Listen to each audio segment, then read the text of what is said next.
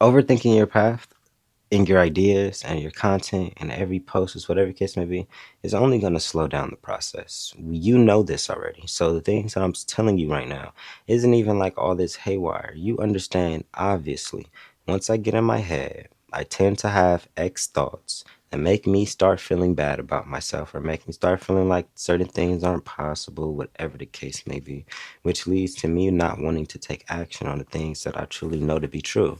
That is all something that you can control within your mind. You see, a part of overthinking can come from you wanting to be perfect, you wanting to get everything right the first try. Like you want it to, you don't want to be seen for less than what you perceive your potential or your value to be. So you overcompensate and do the most just so you can like make sure that they see your value, but then in the process of you quote unquote making sure that they see your value, they don't actually see your value because you're trying so hard for them to see it that you're not actually showing it. You're so caught up in the creation or the curation process that you're not in the presentation mode. You're not in the marketing headspace. You're not in the let me show this to the world so I can receive the love and the grace and the money and the abundance, the support, whatever you're looking for. You're not thinking like that. You're thinking from the fear. You're thinking from the headspace of I don't want X thing to happen. So what do I have to prevent? Or what do I have to do to prevent X thing happening, right? Instead of what do I want to happen and what do I need to do for my desired result to happen? You see how that's going to manifest two different like results, and it's going to manifest two different actions. What do I need to do for something not to happen is going to be completely different than the actions you take to spark something to happen. One is moving out of fear, so you're playing a little bit more on defense. The other one is a little bit more offensively. It's like, I'm not that scared about the defense right here, so I'm about to make my play anyways, and we about to see what happens. The side that's, and unfortunately, when it comes to manifestation, energy, and everything else, the more dominant energy always wins. This is always this is like a known thing. That different elements win. Like water, for example, the element of water usually overpowers every other element. Air, fire, land. Um, but it's just that principle of what I'm talking about. Really, what helped me stop overthinking was getting to a point where it was like, F it, I'm just gonna do it, right? I had to get to a point where it was like, I don't feel ready. I don't feel like this is right. I don't feel like I have everything perfect. I don't feel like I really want to do this, but I force myself to do it anyways. It can even be certain things like, let's say I turn on the content. I'm trying to make a video for you guys, and I'm like, I don't know what I want to say. I don't know what I want to talk about. I can sit in my mind for hours trying to think about different ideas, trying to find the energy, trying to search for the motivation. Like if you operate off motivation too, now I'm starting to see what they talk about. You're going to run into so many roadblocks because motivation is an emotion. It's a come and go type of thing. But once I start being like, okay, I'm thinking too much, I'm just gonna do it. Just turn on the camera and just start talking, and then let whatever comes out. That's when sometimes my best pieces happen. That's when a lot of my creativity starts happening because it's a flow state. It's me not trying to predict or force the play. It's me acknowledging that a play is already in motion and getting aligned to the already existing play, not trying to force my own play. That's how we get ourselves unaligned because now we're being capsulated and tricked by fool's gold. But when you stay aligned to what's true to you, you start seeing God had this play in motion from the very start. You just need to step into alignment to the already existing play so you can get to the next round, so you can get to the next level, so you can get to the next chapter. Don't step outside of your element. Don't do things that you know is going to hurt you mentally, physically, or spiritually, just so you can expedite your process or just so you can figure out the perfect or the exact way to do certain things, sometimes it's best for you to fail because sometimes your failures is what actually gets you forward. Like when let's talk about the music industry, right? My papa told me a piece of game. He was like, "Man, you don't know what a hit is." And crazy enough, especially in this hip hop scene, we see this happening a lot. Kodak, 310 baby. There's so many different people. The baby, I think, where they're putting out music on their phones. They're marketing themselves mobily. They're recording on their phones and they're sending out unmixed and mastered music to the public, and we're gravitating to it. This is a hit. This is a banger. This is a once in a lifetime thing. Whatever the case may be, right? That's because those people didn't overthink their process. If they would have overthought their process, they probably wouldn't have released it because they would have been comparing it to Drake or Kendrick or something like that, and then wondering why their things don't sound the ways that it sound, how A-list rappers sound, and then they're not gonna release the music because they're trying to get it to a level that they would have met naturally by releasing by releasing the failures and letting the community capsulate them and give them the support they need to elevate their craft. So many of us are trying to do that elevation process ourselves, and then once again wondering why we're falling short.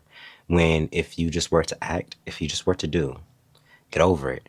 I think also too, to kind of like piece off that thought, I had this saying that really helped me deal with my anxiety, and this is probably how I can end this off because this really helps if you understand it. When you start overthinking, you're typically anxious. You have a lot of anxiety. Anxiety, right? The way that I view it is pent up energy, right? So I ask myself one or two questions. When I'm anxious, am I A, giving too much energy to a situation that isn't beneficial to me, right? Because that can cause anxiety. It's a leakage of energy. That pool, that box of energy I'm talking about, giving too much of it is going to make you start feeling anxious because you're feeling your vibration going lower. Now ask yourself the second question.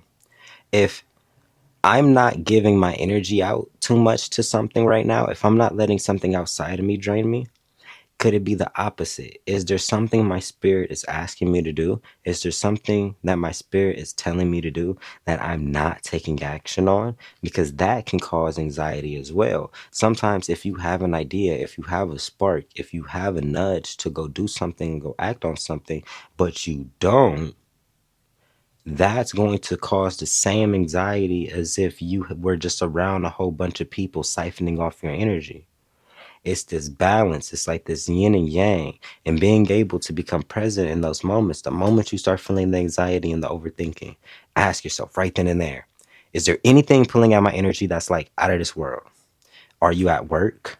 Right? Are you around friends, quote unquote? Are you like at a certain environment? Whatever the case may be, start analyzing it. If you can be like, no, I'm safe in my body and my environment. There's nothing necessarily outside of me pulling my energy. It can even be your phone sometimes. If it's nothing outside of me that's directly taking from me, is there something within me that I want to do? Am I delaying the process? Am I making something harder than it needs to be? Or do I just need to step foot like put one foot in front of the other and start walking on the path?